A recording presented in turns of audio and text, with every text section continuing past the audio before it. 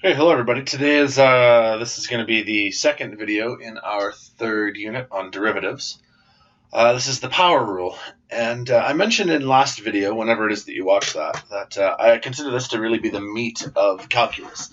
This is kind of the main focal points that you'll probably spend probably the most of your time in a Calc 1 or a Calc 100 university class working on stuff in and around this time here. So this is going to be of vital importance, in my opinion, that we really get a chance to give you some practice on it, give you some work on derivatives while in high school, so that next year when you get to university, that it's something that's a little bit more familiar, and you'll be like, oh, we already did that. So quick reminder, yesterday, or whenever you last watched the video, we talked about derivatives, which is, of course, the whole point of the unit. And the derivative of a function is notated in a couple of different ways. I actually have that slide sitting right about here. Here's all sorts of different ways that we notate derivatives. The couple of main ones would either be f prime x, dy over dx, or maybe df of x over dx. These last notations really mean that you're taking a derivative of a function, and you're taking the derivative with x as your variable. And we will talk later about what to do when x isn't your variable and when you have variables like y or something else. So anyways, I digress. I get a little ahead of myself here. A reminder of what a derivative is. A derivative is an equation that gives the slope of a function at any point, rather than just finding the slope at, just at 2 or just at 3. It's an equation that would find you the slope of the function if you plugged in if you were to plug in the function value. If you were to plug in any x value, it would work. And remember, a slope is if you were to have, say, like a distance time graph, and if you were to look for the slope at any given moment, like say right here, the slope of that would be the velocity. So hopefully we're clear about like why this is useful and what we're trying to accomplish. Today I want to show you one of the most important rules we're going to use. It's called the power rule. And to do that, I'm going to do a couple of basic proofs to begin. I'm going to start off by trying to find this right here. And first thing I got to let you know is that this is another notation for finding the derivative. It basically says, find the derivative of this equation with x as your variable. Find the derivative of 3x plus 4, and find that derivative when x is your variable. And right off the bat, the whole x being the variable thing, maybe it seems a little redundant because really the only variable we have right now is x. But that's okay, we'll just keep doing what we did last day. So the formula we learned last day to find a derivative is that it's the limit as, say, h approaches 0 for f of x plus h minus f of x all over h. And so let's try the task we did yesterday.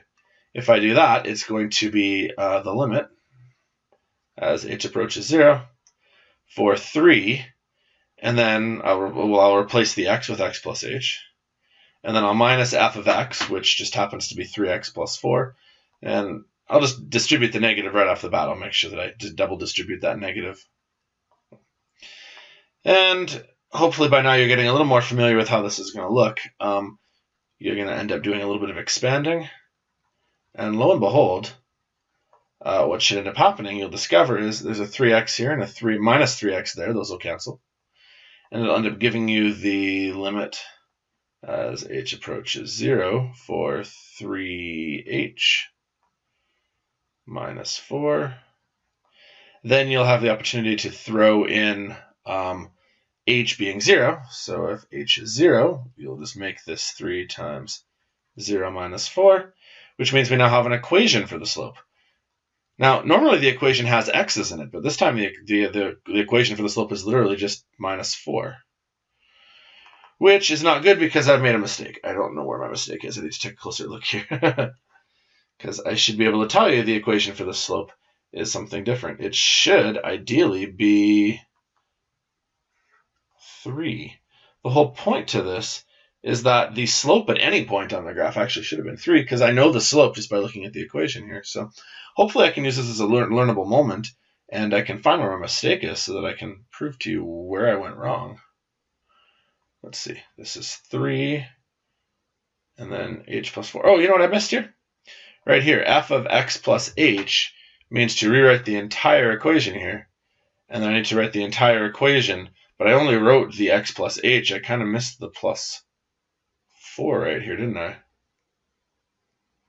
All right, because this should have been 3 bracket x plus h plus 4. That would be f of x plus h. And then after that, then I need to do minus f of x, which is minusing. I'll even just use the bracket here to make sure I didn't screw that up, which should be minus that guy right there. So let's try this again. This should give us 3x plus 3h, but there should be a plus 4 in there. And we're going to minus 3x, and we're going to minus 4. So the 3x's should cancel. That should make sense. And the plus 4 should cancel. I'm seeing my mistake. Hopefully you guys are catching what I'm doing too. Normally I might stop the video here and just do it again, seeing as I messed up so bad. But hopefully you catch where my mistake is now. Now I've gotten to the point here where I skipped a step. Now what I'm left with is a 3h over h, which I skipped last time. I forgot about the whole needing to cancel h out thing here. Because now what we've got here is the limit as h approaches 0 of 3. Well, now if I plug in h as 0, doesn't really affect anything. I get 3. And this proves the point I was trying to make isn't the slope of this graph right here always 3? Right? Isn't the slope of a linear graph, unlike a quadratic which has a changing slope, isn't the slope of this anywhere going to be 3? Right? Like right here, when x is 5, well, the slope's 3. Here, x is negative 2. Yeah, slope's still 3, right? Here, x is 5, slope is 3, right? So I was trying to prove that point. Hopefully I did that well, minus obviously my mistake. So if you guys are able to catch what I did wrong, I forgot to add 4 right here. And then because of that, I forgot that I needed to cancel the h on the bottom of the equation. But it kind of leads to the beginning proof that I want to work with, which is that really isn't the slope of a linear graph the derivative of the linear graph? Wouldn't that just be the slope value, right?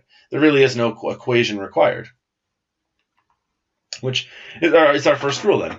The constant rule is that if f of x is a constant function, well, then f of x is just some number. Well, let's just consider what that looks like. If f of x, let's just say that f of x equaled a number. Let's just say make it equal to 3. Well, if you had a line here of 3, if I wanted to ask you an equation for the slope at any point, isn't the slope everywhere on this graph going to be 0? Right? Like, isn't the slope of this graph always 0?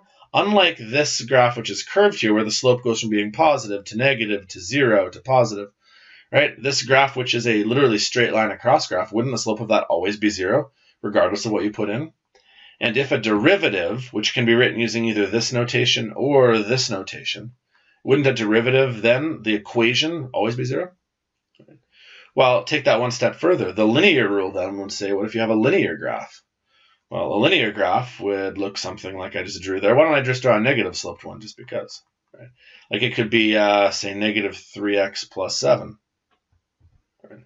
I know this isn't the graph of negative 3x plus 7, but just pretend that that works, right? Isn't the slope right here negative 3? Slope right there is negative 3. Slope right there is negative 3. So isn't the slope of this graph basically whatever the m value is? And this would be the notation we have, right? F prime is the equation of the derivative. Or this is another one you can use, d over dx. And then right here I'm going to write in the equation, which is basically like this is f of x. Right? That is your function. Here's my little note here. Unfortunately, these are really the only functions where the derivative is not going to have a variable, right? This is a slope that will always be 0. This is a slope that will always just be what the slope is. But as soon as we start working with different sorts of functions, like, say, a quadratic, isn't the slope really going to change depending on where you are? Right here you have a positive slope. Here you'd have a negative slope. Here you'd have a slope of 0. And if we start using other functions, like, say, a logarithmic function, the slope is going to change. I mean, in this case, it's still always positive, but here your slope is a very steep positive value. And then here your slope is, it's still positive, but it's getting less, it's lower, right? This might be a slope of a half. And then this might be the slope of a third, slope of a fourth. So it really depends on where you are, is what I'm saying. So for the remaining functions, we have to learn some rules. So let's do another one here. Let's find the derivative f prime x of x squared. So one way you could write it is you could find f prime x. That's not a bad notation. That works. I prefer Leibniz notation, which most people would write like this, d over dx for x squared. And the reason I like this is that f prime x just with this written alone, I don't actually know what my equation is that I'm trying to derive. The equation I'm trying to derive is x squared, but I don't actually know it if I just give you this. However, if I give you this notation here, you do know what function you're deriving. You're deriving an x squared function, right? So this is Leibniz notation, means more or less the same thing. It means find the derivative of x squared and find that derivative if x is your variable. So often we call this d over dx, or dx squared over dx. So let's try what we did yesterday again, or last day, whenever you watch the video. To find this is equal to the limit as h approaches 0 of f of x plus h minus f of x all over h. And I'll try not to mess this one up like I did a few minutes ago. So we're going to need the equation, which will be x plus h squared. Then we'll have to minus f of x, which is just straight up x squared, and we'll divide by h. And I'll try not to forget that we have to get rid of that h, right? The whole fulcrum of this is that you can't plug 0 in for h until you do a little bit of algebraic work. So let's keep going here. You've now got x squared plus 2xh plus h squared, but you're minusing x squared all over h. The x squareds will cancel, which will give you the limit as h approaches 0 for 2xh plus h squared over h.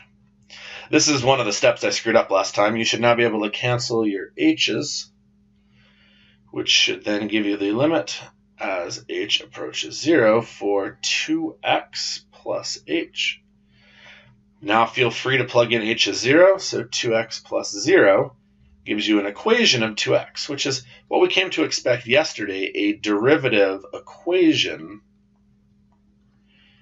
usually looks more like an equation, not just a single solitary value like 3 or 5. This is 2x. Really, if you want to find the slope, it depends where on the quadratic you look, right? Here's your rough quadratic. Depends on where you want to look. If you want to look over here, the slope right there is different than if you want to look over here, right? So, well, after doing this enough times, some people started picking up on a bit of a pattern to this. Here's the pattern, essentially.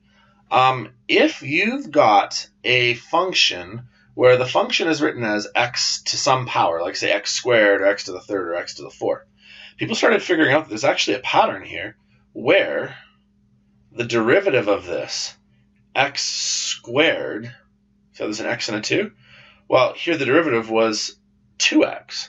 It actually still involves an x, and it still involves a 2, but the 2 is now in a new location. Often people will, when they start off doing this to show the power rule, they'll kind of draw an arrow illustrating that the derivative actually involves taking the exponent and bringing it in front of the function. There's actually a pattern to this. The formula then is to find a derivative. You bring that power in front of the exponent, or like you bring the exponent in front of the base, and then you drop the exponent by 1. So really, if I ask you for the derivative of x squared, the answer is 2x to the 1. You've dropped the 2 in front. The 2 is now a coefficient, and x has now been reduced by 1. And we discovered that there's kind of a shortcut that we can use so that we're not always taking so long on working with derivatives, just because it takes quite a while to go through this process right here. And what I'd like to challenge you to do now is go back through yesterday's set of notes, which I don't have saved, so I won't do right now, but go back through yesterday's notes and look for example. Like I don't have them completed, but I could find you one here. Here's a good one. Look for the derivative of this, because here's how it would work in short notation. You'd bring the 2 down in front, and you'd make this one 2x to the 1. Basically, 2 comes in front as a coefficient, drop the exponent by 1. And then you'd talk about, well, how to find the derivative of minus 3x. Well, minus 3x is linear. If you ignore the fact you've already done x squared, what's the slope of a linear line? Well, the slope of negative 3x, the slope is negative 3. This should have been our derivative that we found yesterday. Or similarly, this one right here, the correct answer would be drop the 2 down in front. Now, it actually multiplies by the 2 that's there, so that would give it 4x. And then 2 would drop down and become a 1. Then 5x is a linear term, so the slope of anything linear is literally the coefficient, so that would be minus 5x, or just minus 5. And then the 6 right here, that's a constant term. What's the slope of something constant? 0. So we wouldn't even written anything. So hopefully when you look back at last day's notes, the slope of this was 4x to the 1 minus 5. So what I'm trying to show you basically is a short way known as the power rule of trying to find derivatives.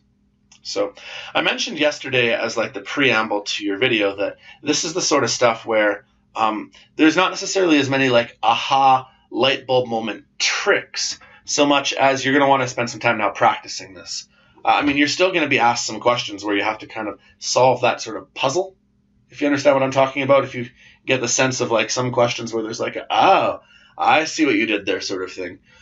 In this section here, there's a whole lot more of you just trying to just show me that you get the concepts. So if you'd like, I can find you so many more practice questions on this. And this is something you really should get some repetition on. So let's try an example. For this one here, if I give you x to the 7, the derivative of this is going to be 7x to the 6. Now, you could go through that whole x plus h kind of process, but I promise you, you're not going to want to do that on x to the 7, because it would look like this. The limit as h approaches 0 for 7x plus h. Oh, no, I did that wrong. Limit as h approaches 0 for x plus h to the 7 minus x to the 7 all over h. That's how you'd use this like equation here. But who wants to distribute out x plus h to the power of 7? That's ridiculous. Even if you know that binomial theorem from permutations and combinations in 30-1, it still is not worth it. So this is where this power rule comes in. Drop the exponent down in front. 7 is now your new coefficient. Really, 7 is timesing by 1, because there's a 1 there. And then reduce your exponent by 1. It's 7x to the 6. So, don't use that. So there's actually a rule we can use here then involving derivatives, which is really similar to limits. You know how with limits there was a rule that said you could pull the constant term in front of the derivative? Well, there's a rule here as well that says if you're trying to take the derivative of something and there's a constant term in front of it, and then you have an equation, you could just derive the equation and then deal with the constant term later. So let's try this example here. If I ask you to differentiate the following, really here's what this means. I'm asking you to find the derivative of 8x to the 3. But you could actually consider that you're really doing 8 times the derivative of x to the 3. Right? That's basically what the rule would be, is that you can pull this constant term that's already there in front of the derivative symbol. This means that you still have to derive x to the 3. So then it leaves you with 8. And then when you just derive this guy right here, the way it would work is you pull the 3 down in front, and it would give you 3x squared. Well, last step then, the 8 that's already in front would then times by the 3 to give you a derivative of 24x squared. Just like with always, this is getting more and more to the point where, I mean, I hope my videos do make sense, but when you have questions, normally if you're in a traditional classroom, you'd just pause me, you'd ask me questions, I try to clarify. But obviously we can't do that. So please write them down. If there's something that I lose you on, you need to ask for clarifying help. Because this is different than even a university classroom, right? You get to first year calc next year, your professor does something on the board, and you're like, whoa, you lost me.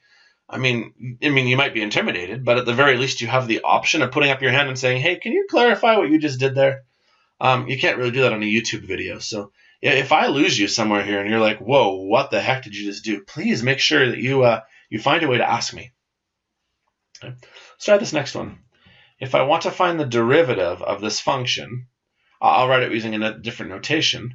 The way this would work is that you could really throw the 6 in front. Rather than it being 6x to the 8 over 3, you could do like 6 times the derivative of x to the 8 over 3. All right, well, leave the 6 out front. How would the derivative of x to the 8 over 3 work? Well, you pull the coefficient down in front. Okay, I can do that. Well, then you take the old exponent and you need to subtract 1. So now you need to have some good knowledge of fractions. What's 8 over 3 subtract 1? And I mean, hopefully I don't need to do this a whole lot, but 8 over 3 subtract 1 is really like 8 over 3 subtract 3 over 3, which is 5 over 3. So your new exponent now is 5 over 3. And then with your coefficients in front, 6 and 3 can kind of cancel to leave you with a 2. 2 times is by 8 to give you 16, x to the 5 over 3. This would be our derivative. All right, so let's try this example here again where we talk about some physics stuff here. I'm a Patriots fan, for any of you who don't know. So Tom Brady throws a football, and here I have an equation of the ball, right? If you know a whole lot about physics, you know that it ends up having kind of a parabolic trajectory to it. Right off the bat, you should know that the y-intercept is at 2, which kind of makes sense because Tom Brady's probably about 6'4".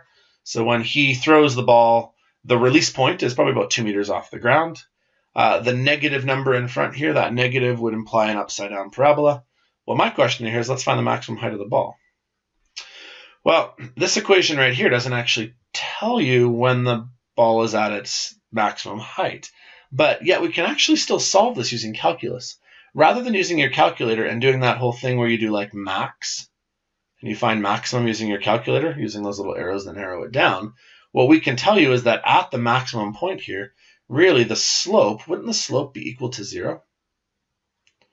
Well, slope is a derivative, right? The derivative is an equation for slope. So what we're going to do here is we're going to calculate the derivative first. So to find the derivative, I'll call it like d prime t. And then hopefully you can start doing some of this in your head. D prime t would be take the 2 and drop it down in front, which would actually make that negative 9.8 t to the 1. And then you'd have to add 11t. Now, this 11t right here, this is back to being a linear thing, right? When you want to take the derivative of something linear, well, the slope of that is just the constant term in front of the variable, right? So it'll just be 11. And then you need to take the derivative of 2, but 2 is just a constant. Take the derivative of 2, it's plus 0. So I now have an equation for the derivative, which would be written like this. Now, some people might actually say that we'd call it something else. Rather than calling it d prime t, you could also call this the velocity. Because really, if you know your physics and how this works, the distance divided by time is a velocity. Well, what's the velocity of the ball from the y perspective? When you're throwing the ball up in the air, well, the velocity for a brief moment, the velocity is 0. So what we're really looking for is, well, when was the slope 0? So now I can say, well, let's make the slope be equal to 0, and then we can solve for time, which gives you negative 11 over negative 9.8. So, I mean, this isn't a bad time to use a calculator. What is 11 divided by 9.8? 1.12. There. We've now solved using calculus for when the ball was at its maximum height. Essentially, the principle happened to be, I got kind of cut off on my previous example there. I had to pause the video and restart. So hopefully the bridge, I'll edit it in post-editing, so hopefully this doesn't look too bad. But I got cut off basically right after I solved the question. So I want to do a quick recap of how this question worked. Basically, the concept was we had an equation which gave us distance and time. We then took the derivative of that equation, because the derivative of a distance time graph, the slope of a distance time graph is velocity. And the reason why that's useful is the ball is at its maximum height when the velocity is equal to 0. And so we found that derivative using the power rule. Basically, we drop the exponent down in front. Then we drop the exponent by 1 for anything that has an exponent of like 2 or 3 or 4. And then when it comes to something linear, like the linear term right here of 11, well, we just, the slope's 11, and the slope of a graph of 2 is 0. And when we were able to do that, we made ourselves a new equation. The equation of the derivative was negative 9.8t plus 11. Well, we said, well, that derivative is basically equivalent to the velocity. So then after that, I basically just needed to make it equal to 0, because the velocity at the highest point is 0. And then I just did some algebra and I solved, and I managed to find that the height of the ball is at the highest after 1.12 seconds. Now, if you wanted to confirm that, this is what I didn't get a chance to try, you could then type in this equation into your graphing calculator, right? Type the equation in your graphing calculator, look for the maximum value, and hopefully you'll discover that it's at 1.12, 2244898. Hopefully you get the exact same value. Because really what your calculator is doing, when your calculator is calculating the maximum value, it's actually doing calculus really quickly. It's finding the derivative and finding when it's equal to 0. So, okay, if I lost you on that example for any reason, because it's getting harder, or because the little edit that I'm going to have to do afterwards to merge these two videos together, make sure you ask me questions, right? I can't stress this enough. Not enough of you are asking me questions. You're trying to lone wolf this and do this by yourselves too often, and that's not how this course is designed to be. That's not how I'm thinking you'll be successful, not only in this course, but just going forward in calculus in general, going off into university. So, okay, let's try another example here. Let's try calculating this one here, 1 over x. And I want to do it first using something called first principles. I don't think I've used that definition yet. First principles basically refers to the original definition that we learned, which is that you want to do the derivative as being equal to the limit as h approaches 0 for, f of x plus h minus f of x over h. This is what's known as first principles. So I just want to give this a try using first principles. This would then be the limit as h approaches 0 for 1 over x plus h minus 1 over x all over h. Well, I can't plug in h as 0 just yet, so we should play some tricks. I'm going to do some common denominators. I'm going to times by x plus h over x plus h here, and x here, giving me x minus x plus h all over x plus h times x all over h. If I lose you on these steps here, like I was saying either in this section or before I got cut off here, make sure you ask me questions, okay? This is where I really wish that I could be right there with you as I explain it, because I'm currently explaining this to nobody, right? Like I'm by myself trying to make this video here. And I know you guys would have questions as I do this, right? I'm just working away as I talk here, but I know you have questions. Please make sure you ask me some of those questions. Ask for clarification afterwards. Rewatch the video. I mean, hopefully I do a good job and it makes sense. That'd be awesome.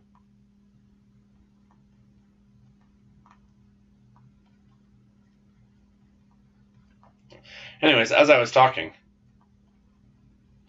I managed to find the equation of the derivative. The equation of the derivative ended up being negative 1 over x squared. I managed to calculate that using first principles. So if you ever do what we kind of did yesterday, or whenever you watch the previous video, or this whole x plus h, a plus h, whatever you use the notation, that's known as first principles. And I've now found the equation of that, the derivative of my equation. You could either do dy over dx, you could do f prime x. Really, they all mean the same thing. Here's my derivative. Now, that works not so bad for first principles, but that did take a little while. And I'm pretty good at being able to do this, so I didn't talk through most of the steps, so hopefully you're able to follow my algebra. But I want to try this again now using the power rule. I asked you to find the derivative of 1 over x. Here's another way of approaching that. Doesn't that mean that I'm asking you to find the derivative of x to the minus 1? Because isn't 1 over x also written as x to the minus 1? Well, then the way the power rule would work is you'd bring the minus 1 in front, and that would give you x, and then you drop the exponent by 1. Well, how do you drop the exponent by 1? Well, when you drop negative 1 by 1, it becomes negative 2, right? You're going backwards on a number line, right? Well, another way of writing that is negative 1 over x squared, right? Because isn't a negative exponent mean put it on the bottom of the equation? So I'd like to show you that this is what I would expect for work, by the way. A good way of putting it is that d over dx means that you still need to take the derivative. Right here, d over dx means that I still need to take the derivative. And you'll notice that on this next step here, I'm not writing the d over dx because notation-wise, I have now taken the derivative. I applied my rule, and I've now found my new equation. So this is the equation of my derivative, which could be written as a dy over dx, could be written as d1 over x over dx, because really my my y is 1 over x. Or you could just call it f prime x. All of those really mean the same thing. So, okay, rewatch, pause, look it over again if you have questions. I want to get to my last example. This I'll give you a heads up right now. Put a star or a circle next to this. This is something that will be on your midterm. And you should start considering your midterm because it's probably not that far away. Ideally, you're watching this video early in week 1, and we've got 3 weeks to do this unit. But, I mean, if you're not watching this right away here, your midterm is coming up soon. Your midterm is right after this 3-week module. So our first module was 2 weeks. Second module, 2 more weeks, up to week 4. Our third module is 3 weeks, so that's up to week 7. So in week 8, I'm expecting that sometime here you're going to write a midterm. And something like this will be a question. So first thing we should do then is we need to grab a graph of this parabola. Okay, so I'm going to sketch out just a rough graph of what this quadratic looks like. Here's a quadratic of x squared minus 4x plus 6, and it happens to look roughly like this.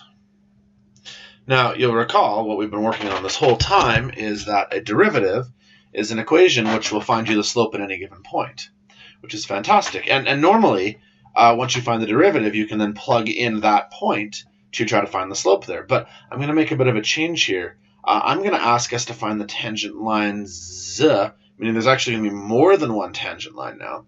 And we're going to try find those tangent lines that pass through a off-graph point. Just going to make a point there. This is an off of the graph point. Here we've got the point 1, negative 1. 1, negative 1 would be right about here. 1, negative 1. And if you were to actually try to calculate what the x value would be on the function, if you were to plug in 1 right here, you'd get 1 squared minus 4 times 1. So 1 minus 4 would give you minus 3.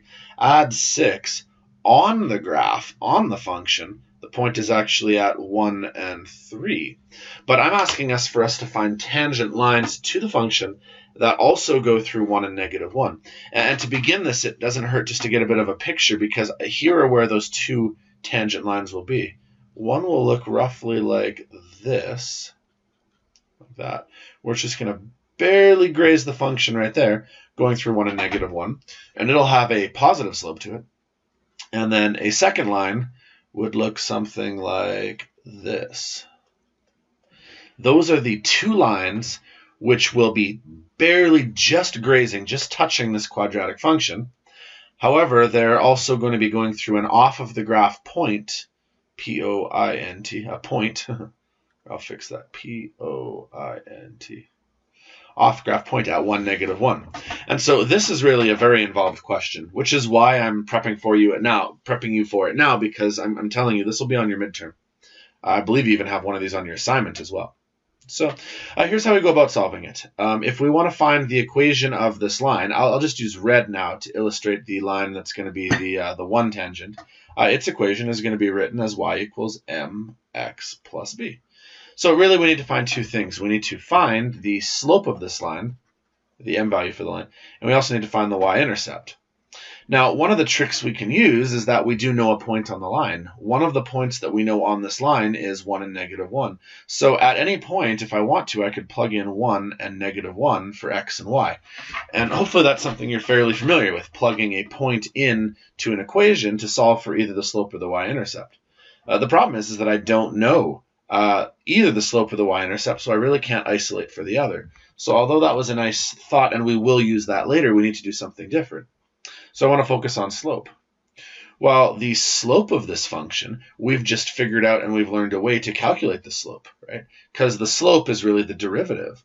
So if you want to find the slope of the function, the slope at any point will be the derivative, which will be d over dx of x squared minus 4x plus 6, which will be, using the power rule, 2x minus 4. Well, there's my slope. The problem, though, is that this equation right here is dependent on knowing what x value you want to plug in. And I can't plug in 1, because if I plug in 1 right here, that is a different slope at the point 1 than it is at the point well, somewhere else. So the real challenge to this is that I actually have to focus on this point right here. This point right here is where it actually touches the graph, and I don't know its x value. So I'm just going to call its x value x. And then to call it a coordinate point, I know its y value. Its y value is f of x. Right? That's kind of what we use to describe x's and y's. So there is a point here where it will touch, and if I knew that x value, I could tell you its slope. So working backwards here, we have an equation y equals mx plus b. We're going to eventually want to plug in 1 and negative 1 in for x and y, but just not yet. We're not to that point yet. To calculate the slope, though, the slope is going to be equivalent to the derivative of what we just calculated, which is 2x minus 4. The problem is we don't know what our x value is, so therefore we label it as x comma f of x.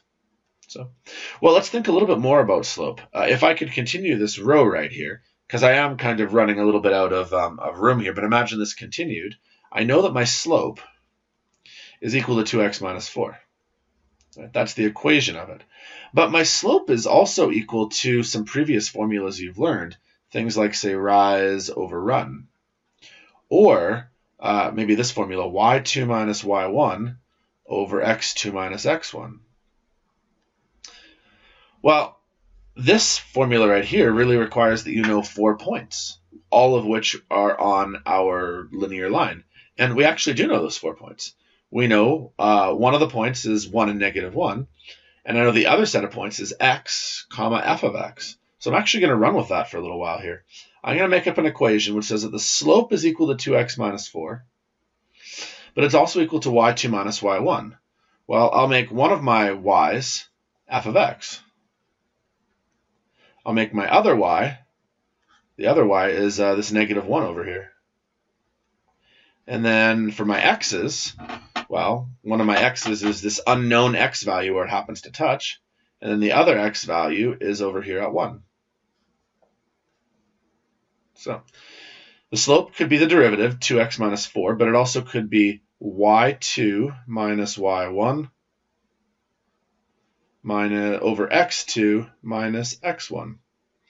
Now at this point here, this is still frustrating because you have multiple variables. You have this unknown x value, as well as it's written here again a second time, but you have f of x right here.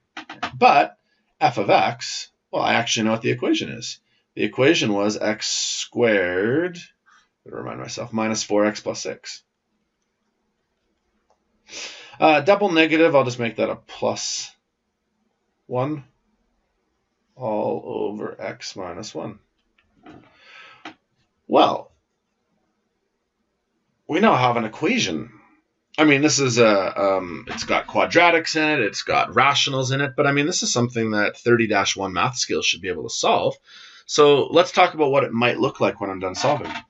When I'm done solving, it would give me 2 hopeful values of x, right? Because it should give me this is the x we're talking about right here, right?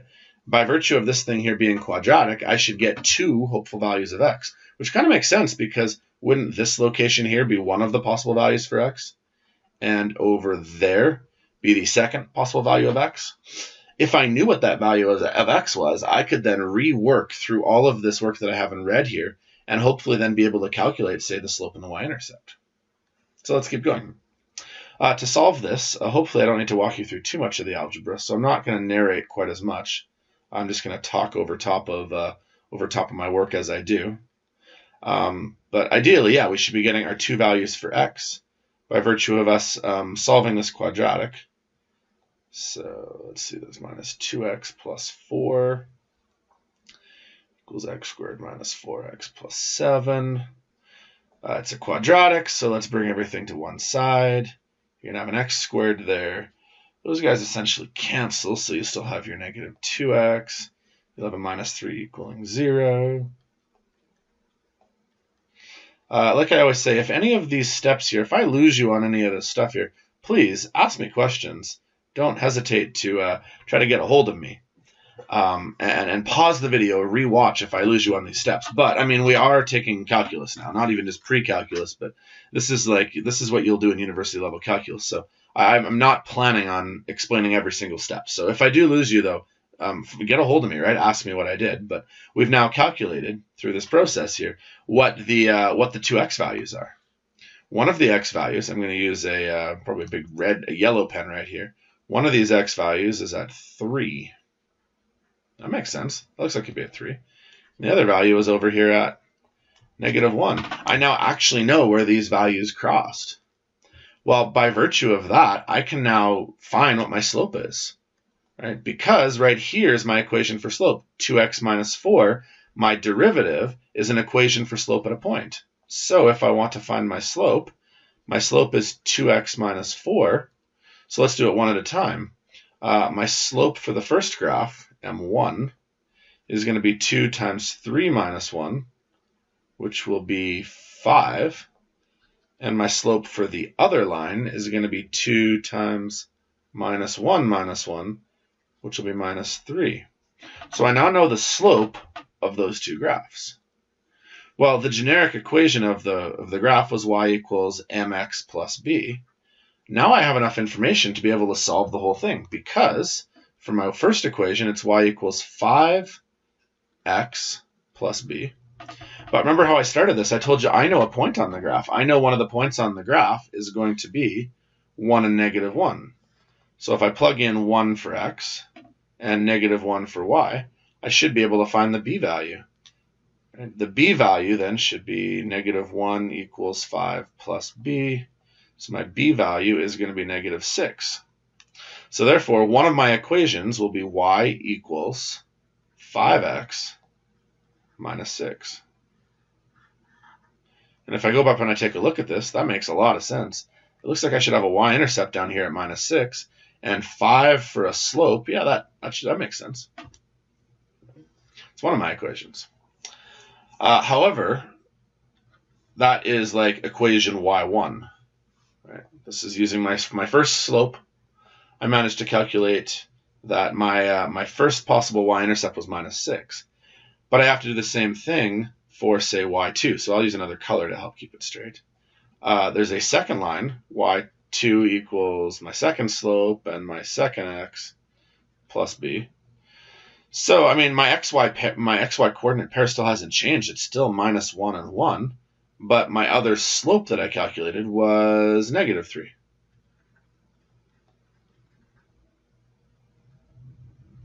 So my second y-intercept is going to be 2. So therefore, my other equation is that it was, -3x plus 2. And as I take a look at how this might look, -3, yeah, that makes sense for a slope for this purple line. And yeah, the y-intercept right here, that could be at +2. The last thing you could do if you really wanted to check this is, now that we have our answer, you could type in this as y1, this is y2.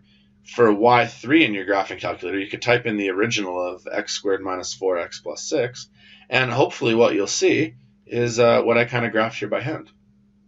So this is a quite challenging question. It really involves a lot of different steps. Your knowledge of derivatives plus extensive algebra skills to be able to solve it. So the core of this question is right here. This is like the key step to this. To solve it, I found my slope using my derivative. But I also found my slope knowing that slope is like rise over run. Now I know a couple of points on the graph because this is the off-point graph. My on-point graph I wrote as f of x, just a random y value. I didn't know what the y value would be, and I didn't know what the x value would be. But I do know that the y value is really the equation, and so I was able to create myself an equation which allowed me to solve for x a few steps down, and I got 2x values, which makes sense, right? Because there were 2 locations in which I expected the tangents to touch. Well, once I knew what those x values were, I could plug them back into my derivative to get me my slope, and once I had my slope, I knew an xy coordinate pair. So once you know slope and x and y, I could solve for my y-intercept. Okay, there's my video. Sorry about the break in the middle there.